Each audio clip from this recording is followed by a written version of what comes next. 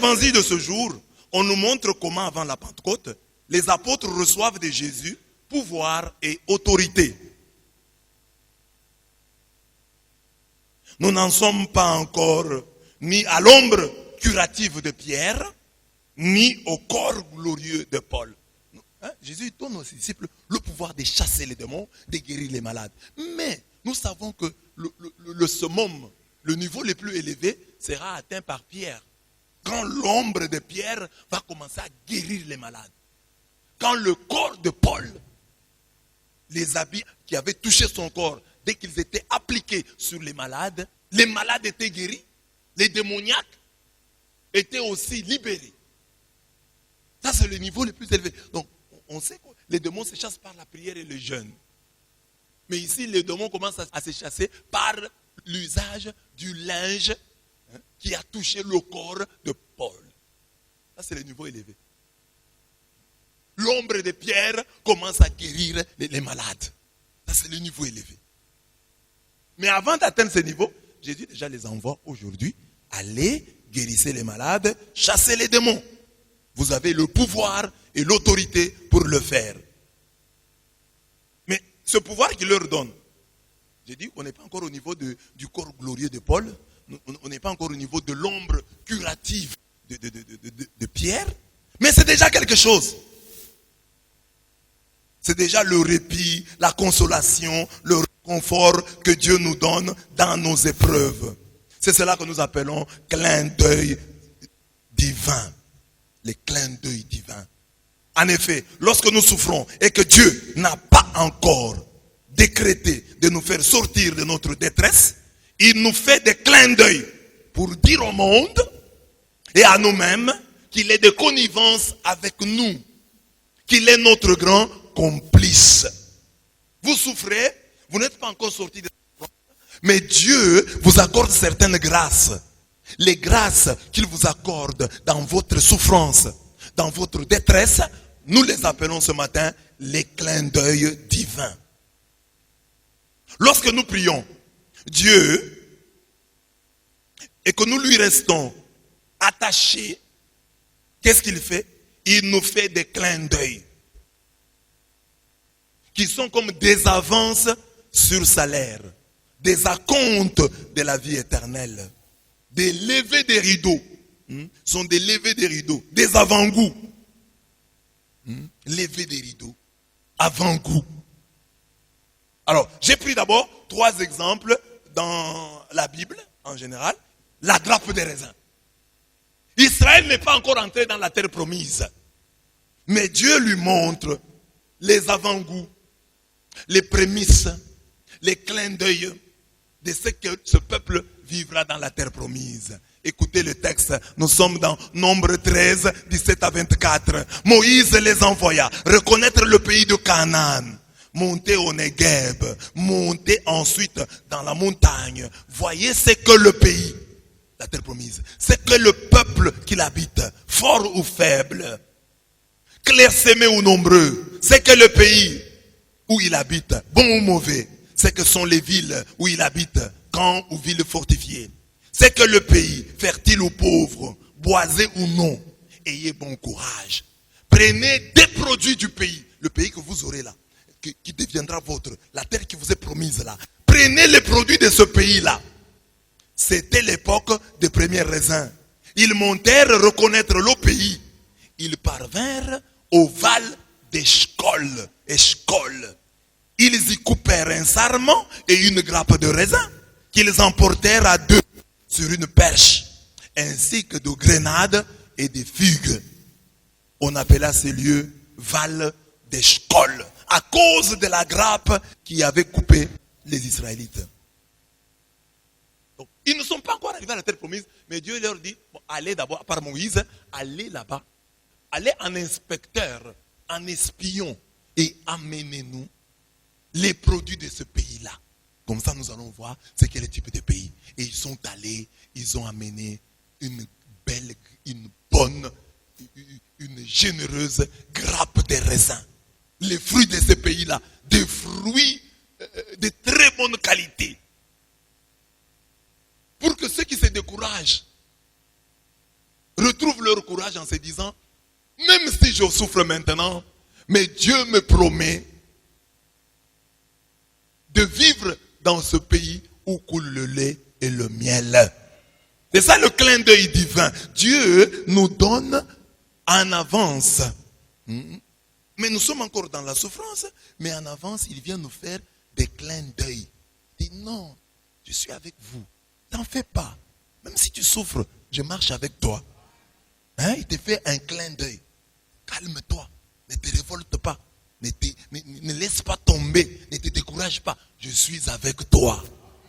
Il y a toujours une grappe de raisin que le Seigneur nous donne avant notre entrée dans la terre promise. Et un chrétien doit pouvoir découvrir les grappes de raisin dans sa vie. Je souffre, mais quels sont les clins d'œil de Dieu dans ma vie? Quels sont les signes que Dieu me fait pour me dire, je suis de connivence avec toi, je suis ton complice. Tu n'es pas seul. Je sais ce que je suis en train de faire. Il te cligne de l'œil. Ne t'en fais pas. Ne crée pas de problème. N'abandonne pas la prière. Je suis avec toi. Clin d'œil divin. Grappe des raisins. Israël est sur le point d'habiter la terre promise. Dieu lui fait un clin d'œil à travers cette grappe de raisins. La visée de ce clin d'œil est de rassurer, de réconforter les pèlerins. Grappe de raisins pour réconforter les pèlerins. Clin d'œil divin, grappe de raisins pour réconforter les pèlerins. Avant les grandes bénédictions et les victoires totales, le Seigneur commence toujours par les avant-goûts, par les levées des rideaux, à travers lesquels nous devons déjà reconnaître la main du Seigneur. Ah, je souffre, mais nous mangeons quand même. Je souffre, mais tel frère m'a aidé tel jour. J'ai des problèmes, mais je n'ai pas tout perdu. Ce qui est resté là, ce qui arrive malgré les difficultés, c'est ça, les clins d'œil divins. C'est Dieu te faisant signe. C'est Dieu te disant, je suis de connivence avec toi. Amen. Deuxième exemple, la brise dans la fournaise. Shadrach, Meshach et Abednego sont jetés dans la fournaise de feu. Et eux, au lieu de se plaindre, ils sont dans la souffrance. Au lieu de s'en plaindre, ils chantent les louanges de Dieu dans le feu. Béni sois-tu Seigneur, Dieu de nos pères, à toi louange, gloire éterne. Ils chantent dans le feu. Mais ils souffrent déjà. Et donc, dans la souffrance là, ils sont déjà consolés. Ils se reconfortent eux-mêmes. Ils se sont réconfortés déjà eux-mêmes. Et là, le quatrième homme descend dans le feu. Le quatrième homme descend dans le feu. Écoutez le texte, il est très beau. Quant aux trois hommes, Shadrach, Meshach et Abednego, ils tombèrent tout liés. Ils étaient liés dans la fournaise de feu ardent. Et ils marchaient au milieu de la flamme, louant Dieu et bénissant le Seigneur. Les serviteurs du roi qui les avaient jetés dans la fournaise ne cessaient d'alimenter le feu de naphte, de poids, de toupe et de sarment. Ils ne cessaient de mettre là. Ils prennent le bois, ils le mettent. Ils prennent le poids, ils le mettent. Ils mettent le toupe, ils le mettent. Les sarments, ils jettent dans le feu. Ils alimentent le feu. Si bien que la flamme s'est levée de 49 coudées au-dessus de la fournaise. La flamme était grande. Et en s'étendant, elle brûla les Chaldéens qui se trouvaient autour de la fournaise. Ceux qui étaient autour de la fournaise furent brûlés. Mais l'ange du Seigneur descendit dans la fournaise auprès d'Azarias et de ses compagnons. Il repoussa au dehors la flamme du feu et il leur souffla au milieu de la fournaise comme une fraîcheur de brise et de rosée. L'ange du Seigneur, et ça veut dire le quatrième homme, le quatrième, parce qu'il était à trois, mais il y a un quatrième homme qui est descendu dans le feu. On l'appelle l'ange. Il est descendu dans le feu. Il a fait quoi? Il a commencé à repousser dans le feu. Il repoussa au dehors la flamme du feu et il leur souffla au milieu de la fournaise comme une fraîcheur de brise et de rosée. Si bien que le feu ne les toucha aucunement et ne leur causa douleur ni angoisse. Alors tous trois, d'une seule voix, se mirent à chanter, glorifiant et bénissant Dieu dans la fournaise. Daniel 3, 23, 24, 46 à 51. Ils chantaient déjà. Ils chantaient déjà dans la fournaise. Quand toi tu as des problèmes, tu pleures, mais eux jetaient dans le feu, injustement. Toi tu peux être frappé justement. Toi tu peux être frappé parce que tu le mérites. Mais eux ne le méritaient pas. Ils avaient été jetés dans le feu, injustement, parce qu'ils priaient Dieu, parce qu'ils étaient attachés à Dieu. Mais ces gens-là, dans le feu, au lieu de s'en plaindre, Seigneur, nous te servons et on nous jette dans le feu, ils ne se sont pas plaints. Ils ont commencé déjà à chanter. Ils ont commencé à chanter. Et l'ange est descendu par la suite. Ce n'est pas quand l'ange est descendu qu'ils ont commencé à chanter. Ils chantaient déjà avant la descente de l'ange. Dans leur détresse, dans leur souffrance, ils n'avaient pas perdu l'allégresse. Ils n'avaient pas perdu la joie. Dans leur croix, ils n'avaient pas perdu la joie. Dans leur souffrance, ils n'avaient pas perdu la patience. Dans leur détresse, ils n'avaient pas perdu l'allégresse. Dans la fournaise, ils étaient à l'aise. Et ils chantaient les louanges du Dieu vivant. Et le quatrième homme est descendu. Toi, quand tu as des problèmes, le monde entier le voit. Il suffit seulement de te regarder au visage. On voit la misère qui sointe de ton visage. On voit déjà que, on peut seulement te regarder comme ça. On voit que tu n'as pas l'argent. Regardez un peu votre voisin là. Regardez votre voisin. Voilà, vous voyez qu'il n'a pas l'argent. Ça se voit. Mais ils étaient dans le feu et ils chantaient. Ils chantaient le louange du Seigneur. Ils louaient Dieu. Ils le glorifiaient. Et puis le quatrième homme est descendu avec la fraîcheur. Donc dans le feu, on leur a apporté de la fraîcheur. La fraîcheur d'une brise, la fraîcheur d'une rosée. Dans la fournaise. C'est ça le clin d'œil de Dieu.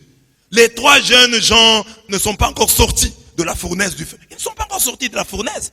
Mais, grâce à leur louange anticipée, un ange y est descendu pour repousser au dehors la flamme et pour leur souffler une fraîcheur de brise et de rosée. La Bible dit qu'ils sortirent de ce feu indemnes.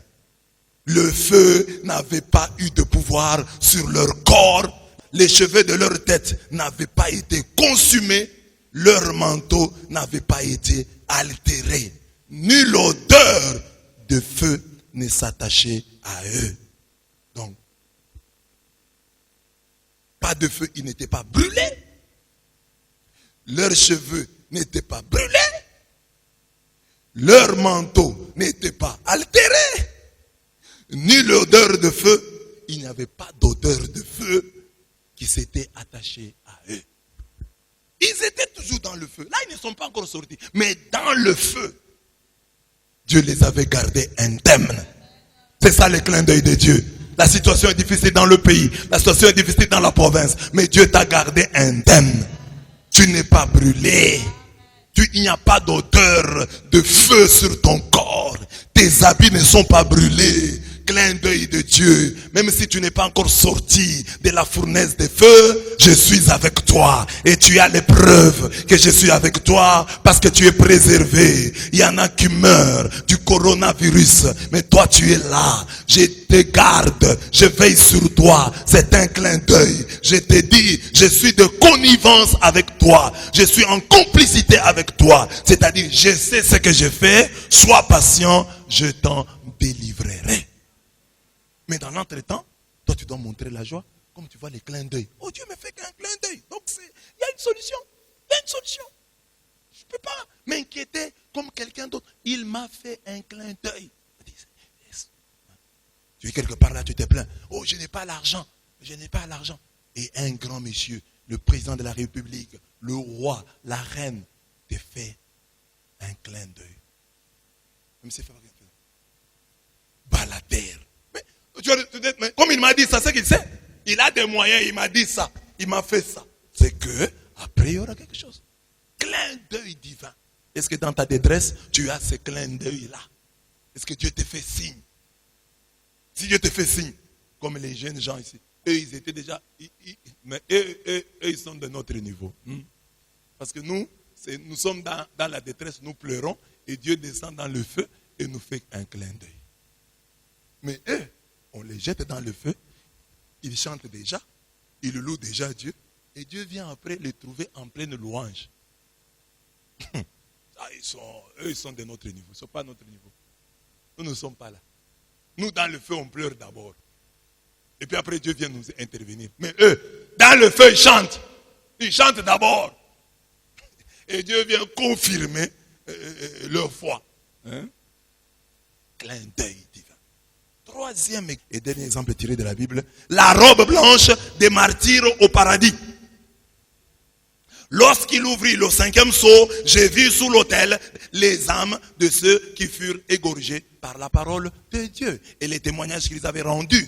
Ils crièrent d'une voix puissante. Les gens qui disent que ceux qui sont morts ne parlent plus. Ici, les morts parlent au ciel. Les morts, les martyrs parlent au ciel. Ils crièrent. Ils crient même. Non, quand quelqu'un est mort, il se repose. Les martyrs ici sont en train de crier. Jean les voit au ciel quand on ouvre le 5e sceau. Ils crièrent d'une voix puissante. Jusqu'à quand, Maître saint et vrai, tarderas-tu à faire justice, à tirer vengeance de notre sang sur les habitants de la terre? Alors on leur donna à chacun une robe blanche en leur disant de patienter encore un peu. Patienter encore un peu. Le temps que fussent au complet leurs compagnons de service et leurs frères qui doivent être mis à mort comme eux. Apocalypse 6, 9 à 11. Donc, les martyrs sont au ciel. Sous l'autel, on les a tués à cause de leur témoignage. Maintenant, au ciel, là, ils crient, ils demandent à Dieu, ils prient.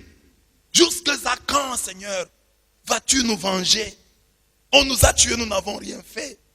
Jusqu'à quand feras-tu justice? Et vengeras-tu notre sang? Sans verser par les habitants de la terre. Dieu ne les fait pas encore entrer dans le plérome eschatologique. Ce n'est pas encore la fin des temps. Dieu n'est pas encore tout en tous. Mais comme avance, comme prémisse, comme avant-goût, Dieu dit, patientez un peu, que vos frères soient aussi là au grand complet. Vos frères qui seront mis à mort. Mais en attendant, recevez chacun une robe blanche. Ils sont là. Ce n'est pas encore le plérome eschatologique. Mais ils sont au paradis. Au repos des bienheureux. Ce n'est pas encore le plérome eschatologique. Dieu n'est pas encore tout en tous. Mais ils reçoivent déjà une robe blanche. Patientez. Même toi qui es sur terre, que Dieu te donne une robe blanche. La robe blanche de la patience. Attends d'abord, en attendant que tous tes frères soient, tous vos frères soient là, mais je vous donne d'abord la robe blanche. C'est en attendant, patientez, que Dieu te donne la robe blanche de la patience. Tu souffres, mais Dieu dit non, tu as des réclamations, mais prends d'abord ça, en attendant. C'est ça le clin d'œil de Dieu, une robe blanche de la patience. Patiente, je vais agir. Mais prends d'abord la robe blanche. Clin d'œil divin.